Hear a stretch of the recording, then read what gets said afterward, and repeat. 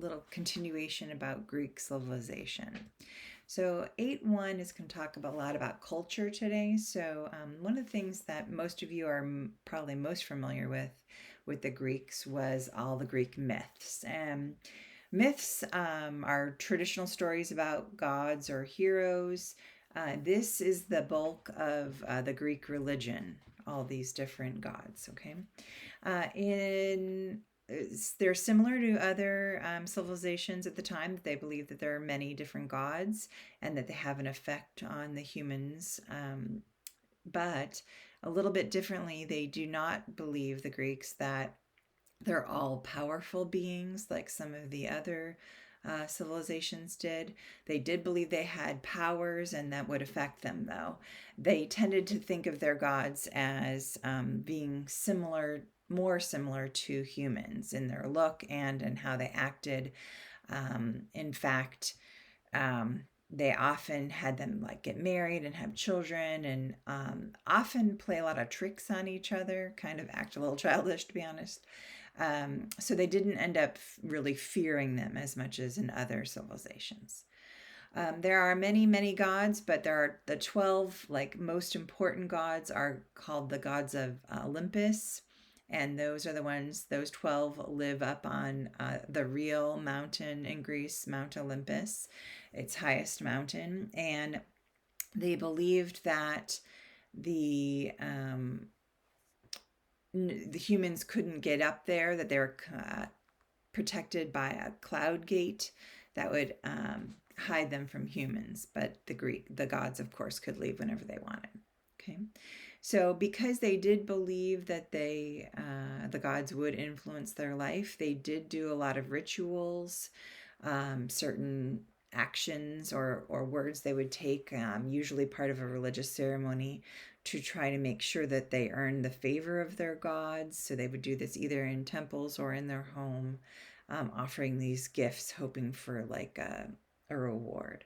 Okay, so each city state had their own god or goddess that they chose as their protector, in addition to believing, of course, that Zeus is the overall king of the gods.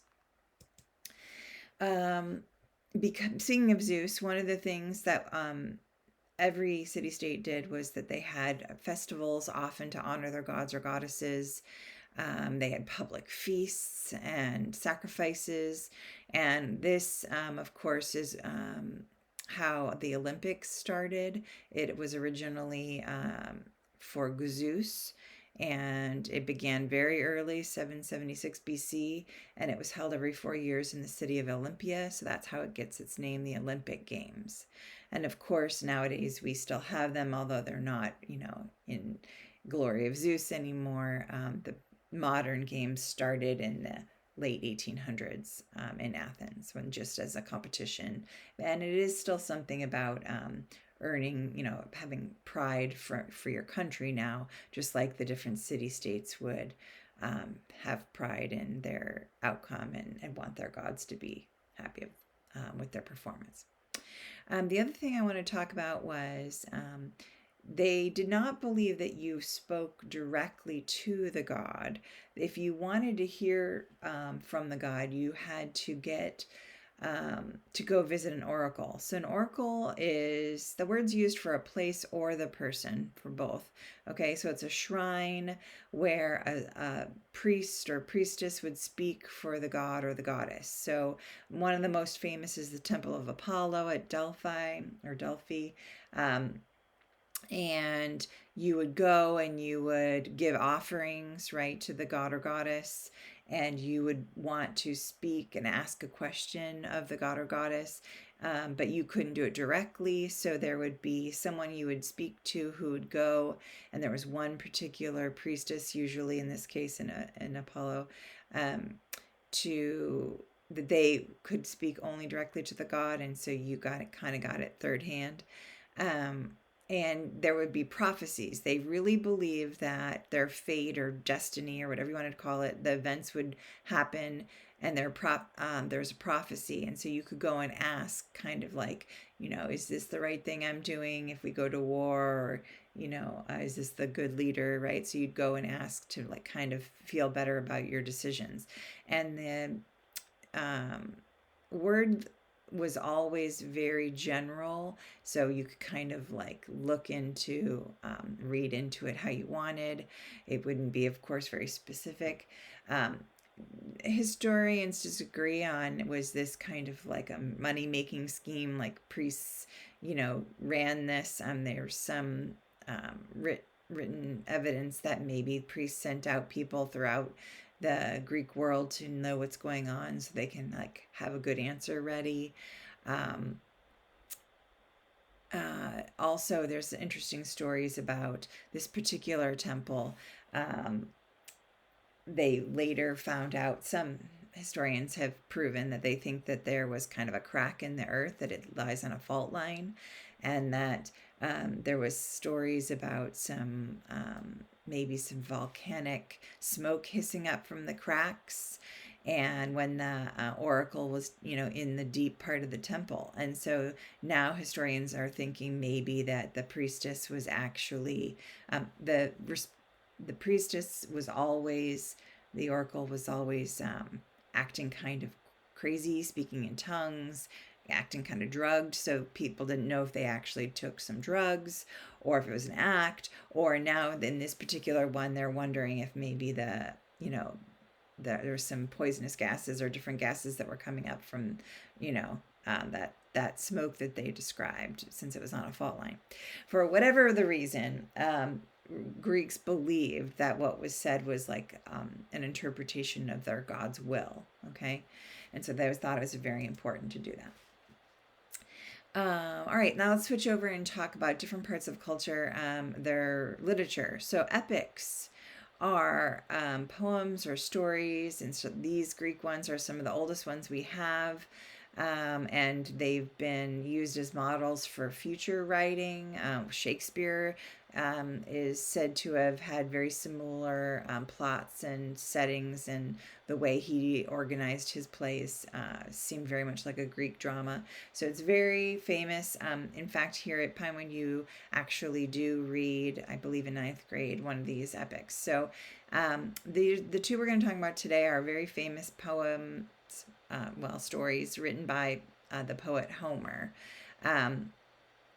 And first, let's start with the Iliad. So the Iliad, I'm going to tell you a very, very quick, brief summary. In the Iliad, there is a prince of Troy, and Troy was a real place at this time, but this is a story, okay? So in this story, he falls in love with and kidnaps Helen, who is the wife of a Greek king, and of course they're not going to stand for that, so the Greeks go and start a war to get her back, right? And that the story is all about the war and how the Greeks can't get into Troy with its big, walls.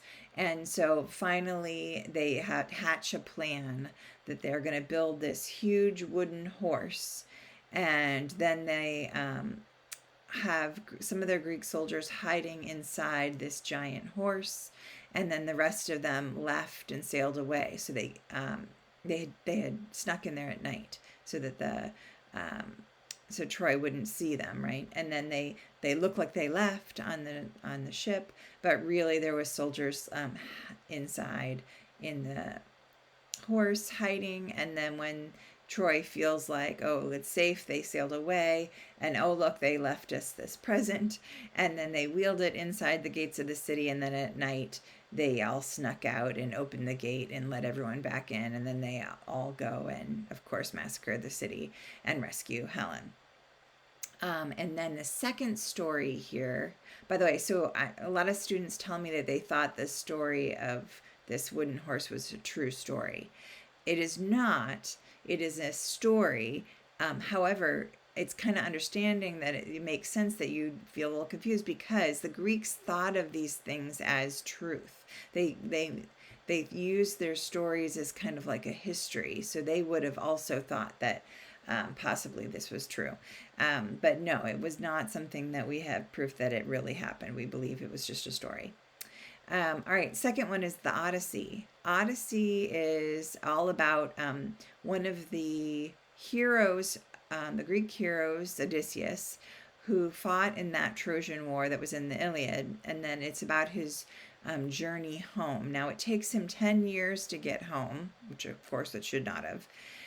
But it is a story, and of course it's an epic, right? So it's super long, and there's lots of trials. Like in his case, he encounters all these things that make it take him 10 years. So storms and monsters and witches and all these things that he has to overcome. And then that's kind of like a moral, right, about getting home to your wife, and how important it was to have a good, relationship, and about loyalty and courage and things like that. So the word Odyssey comes from this story of Odysseus.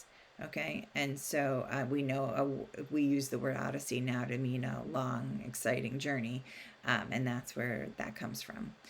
So these stories were very important to Greek culture. They again, they're teaching lessons like courage and honor, and be loyal to your friends and value your relationships.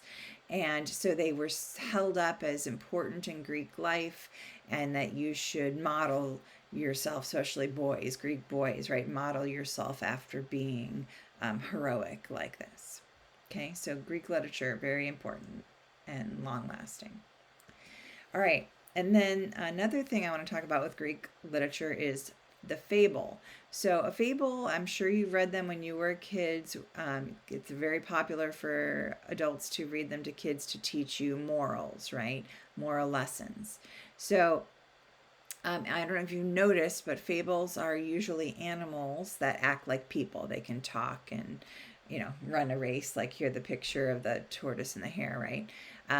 Supposedly, these fables were written or actually told originally. It's an oral tradition of passing the stories on. Orally, that's been happening throughout history, right? So supposedly, a man named Aesop, some people say Aesop, so he supposedly told the stories, and then they were later written down.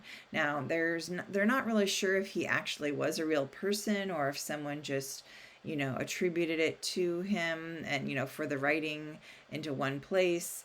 We're not really sure. There's different theories on that. But regardless, the stories are around, and you probably read The Tortoise and the Hare, right? The one about the race. And remember how they're always immoral, right? So if you remember that one, do you remember how the rabbit was really full of himself, and thought he was going to win so easy, right? That he took a nap, and then because of that, the tortoise ended up winning. And so the moral kind of is, slow and steady wins the race, right?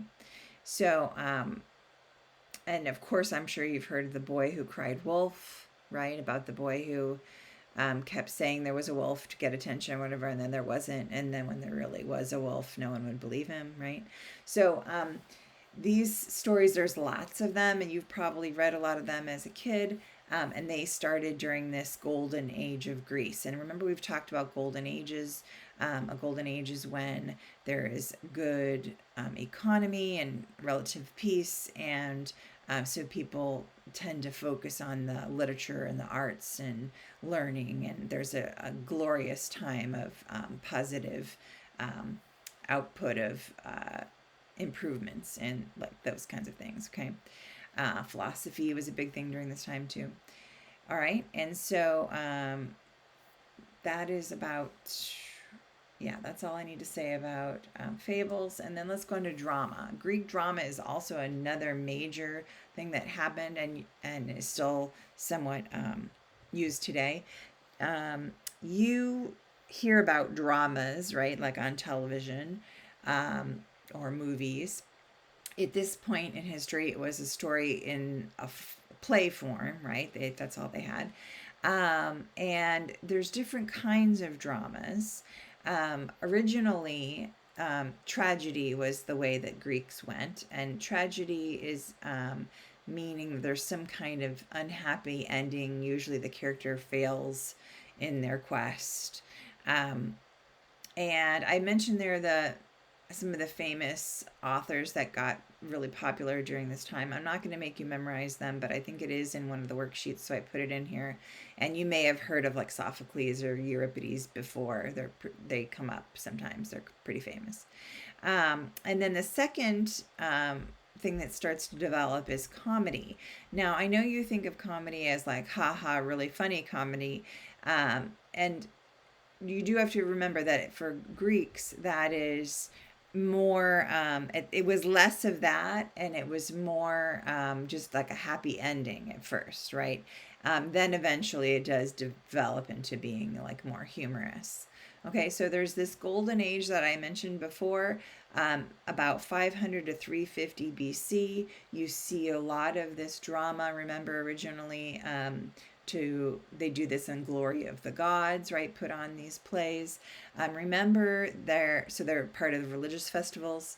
Remember that, they're all the actors would be men, because women, right? It wasn't encouraged for women to go out into public and do things. And the theaters, of course, would be outside with stepped seating.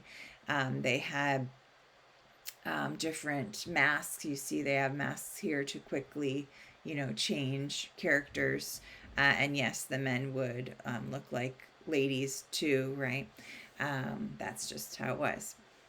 Okay, and then last thing in this golden age is the architecture and the arts. So, very, very famous Greek architecture is called the classical style, because it is expressing beauty and balance. So you'll notice there's like always the same number of columns on each side, um, you know, that are opposite them. So symmetry, harmony, things like that. I have a video to show you about the different types of architecture. The three orders, they call them, the types of columns are Doric, Ionic, and Corinthian. And so I will show you that video about that. There are famous ruins still standing, the Parthenon probably being the most famous temple that's still in good shape. So you can see that example, like the picture. There are so many, though, right? Because all the city-states would make all these different temples and have these giant statues to their god or goddess in there. Um, because they were so respected, their architecture has a big influence. The Romans adapt it, and of course today we still use it, and again, it's in the video. There's famous examples all over in the United States, the most famous probably being in Washington, D.C. You can see examples in the White House and the Capitol, and the Lincoln Memorial are some of my favorite ones. But they're everywhere, honestly. If you start looking, you'll be shocked how many examples you see on banks and public places with columns, and then you can start recognizing which order of Greek architecture it is. The other thing is, we talk about arts. We talk about sculpture was really big during this time period. You'll notice during any study of Greek architecture that uh, it's like perfection. So you'll notice that people are kind of focusing on the human body a lot in their sculpture, and it is like ideal beauty. So you'll notice that people look kind of perfect, very symmetrical. Trying to get that ideal. So not very realistic, really.